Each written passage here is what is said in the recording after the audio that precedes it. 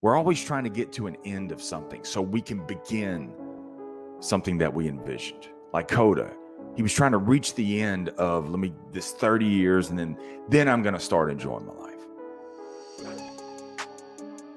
That's exactly what we do, isn't it? We're always working to get to the end so that we can begin a new beginning. But what we fail to realize, dude,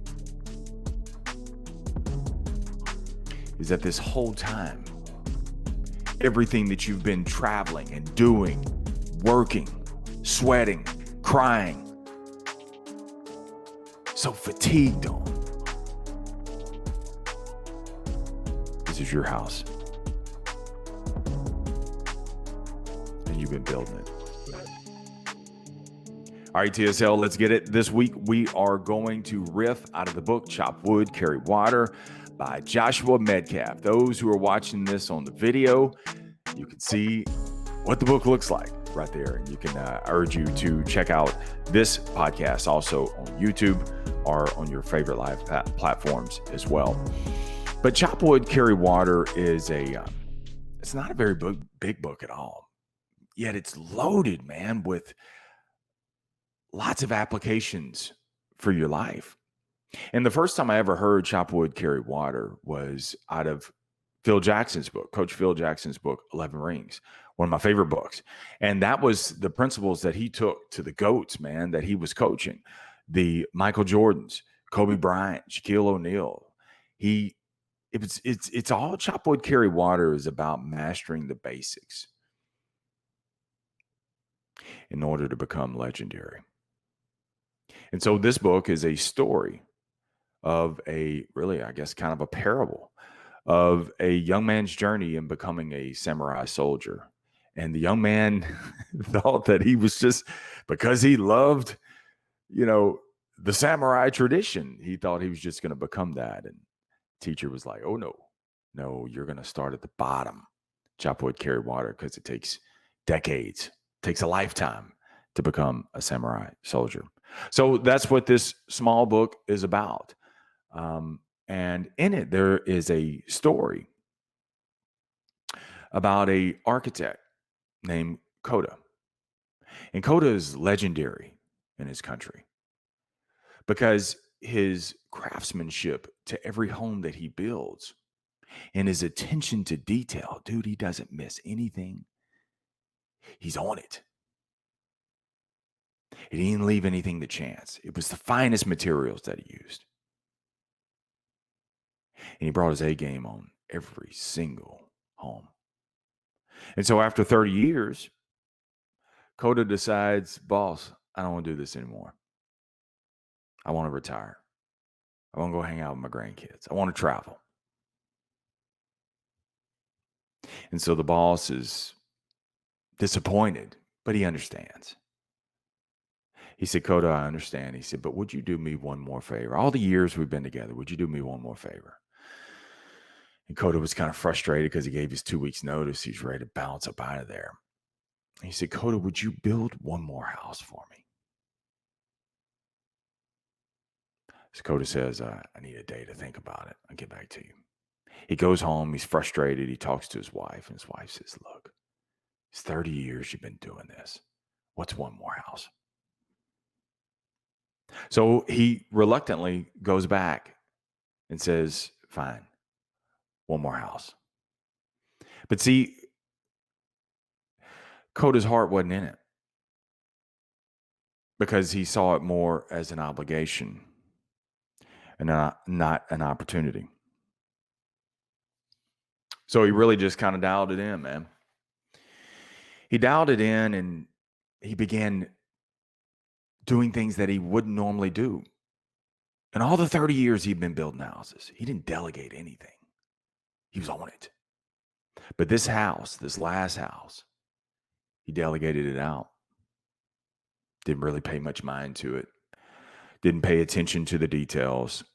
The craftsmanship that he had brought, that he was legendary for, wasn't there. And the house just lacked that wow factor, And I'm sure Coda, when he was building it, he was like, it's the last one, man. What's the use? I've been doing this 30 years. I given boss man 30 years, man. I'm doing him a favor. And 4 months later, he walks into the boss's office. Said, there, the home is done. I'm out of here. I'm going on vacation. I'm going to enjoy the rest of my life. Peace. And the boss stops him. He says, Coda, I just have one last thing. And dude, by this time, Coda's about to lose his jump, man. He's pissed off. He's like, what? And the boss reaches into his drawer and he hands Coda a small box with a ribbon on it. Unsure of what it is, Coda opens the box. And in it is a key. And the boss says, Coda, the house that you just built is yours. You deserve it. My God. The whole time, unbeknownst to him, Coda was building his own house. And had he known he was building his own house, dude, he would have spared no expense. He would have used the finest materials. He would have paid attention and obsessed over every single detail and given it his all. But it was too late. The house is already built.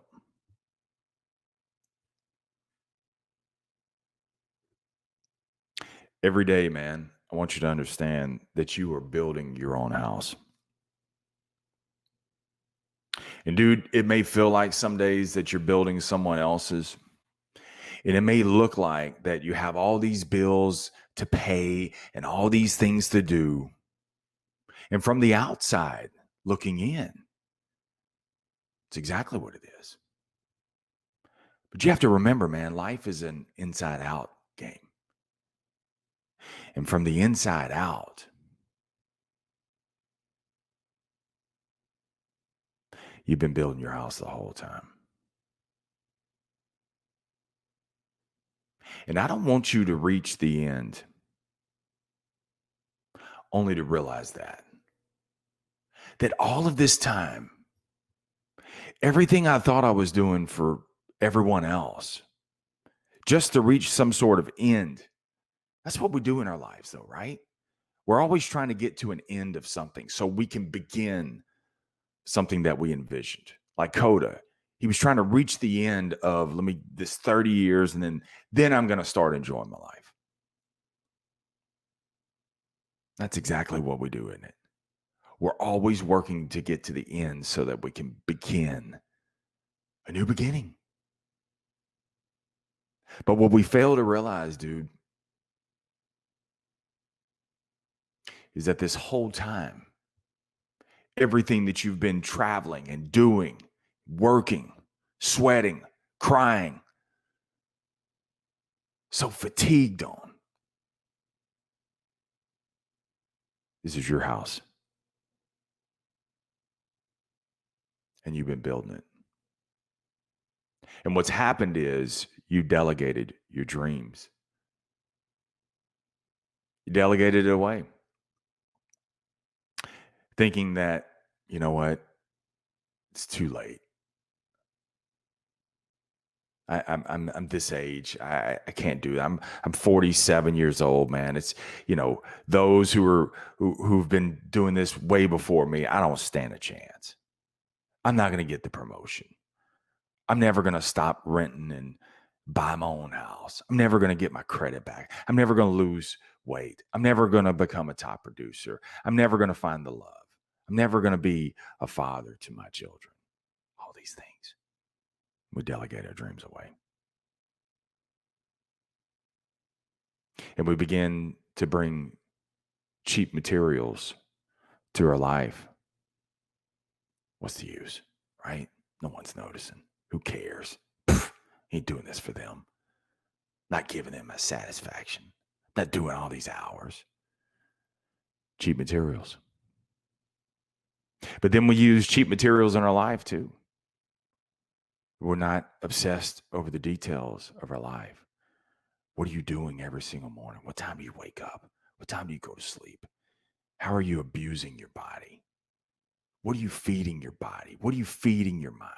Cheap materials, because you don't understand, Marsh. I just got to go to bed. I got bills to pay, man. You don't know my situation. No, I don't. But you do. And what are the materials that you're bringing to your life every day? Because I'm not building your house. That person you work for, he's not building your house. Those people that stand in your way, they're not building your house. That thing that you want to do, nothing's standing in your way. It's your house. And you've been building it this whole time.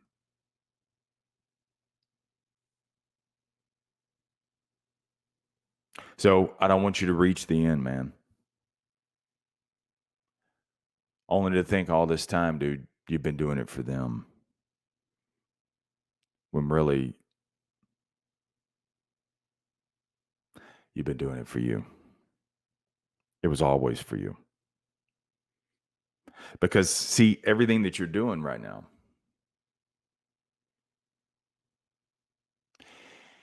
you're in the process of becoming. That's what it is, man. It's not the end result. It's not what it ends up being. It's what you become along the way. Because if you're trying to get to an end result, number one, you're going to probably stunt your growth. Because what you think is possible is only possible due to the limitations that you've already set into your mind. And so if you've already, some things, dude, you don't even know what you're even capable of, and you don't even know what's available to you. And that's the mystery of it all. That's the opportunity of it all versus an obligation. I got to do this. No, you don't. It's an opportunity. Even if you don't like the season that you're in right now, this is an opportunity. Because, see, dude, you can still bring the finest materials, the attention to detail, all of these things, the best craftsmanship. Because what you are doing is you're beating on your craft. See, the young man in this book, he didn't know about chop wood, carry water. So he couldn't just show up as a samurai soldier, a samurai warrior. He had to become it. I can't just show up as a podcaster, as a father, as a writer, as a husband, as a salesperson. I can't show up as any of those things, but I can become it. And I got to beat on my craft. And see, experience will bring you the expertise. But to what level that expertise is, well, it depends on who you're building for. So you got to bring your best every day, dude. I have to bring my best every day, even if I'm not feeling it, even when the road seems too long or the path seems too dark. I got to show up and bring my best because this is my house I'm building. Because there is going to be a time in life where life hands me a box.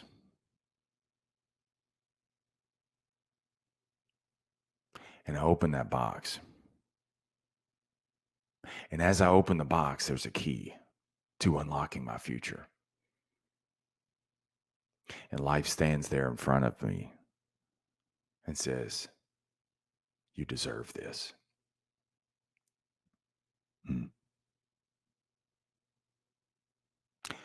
the quality of life that key unlocks, it's up to me. It's up to you. You've been building your house this whole time. Bring the finest materials. Bring best effort. And understand it's a process of becoming.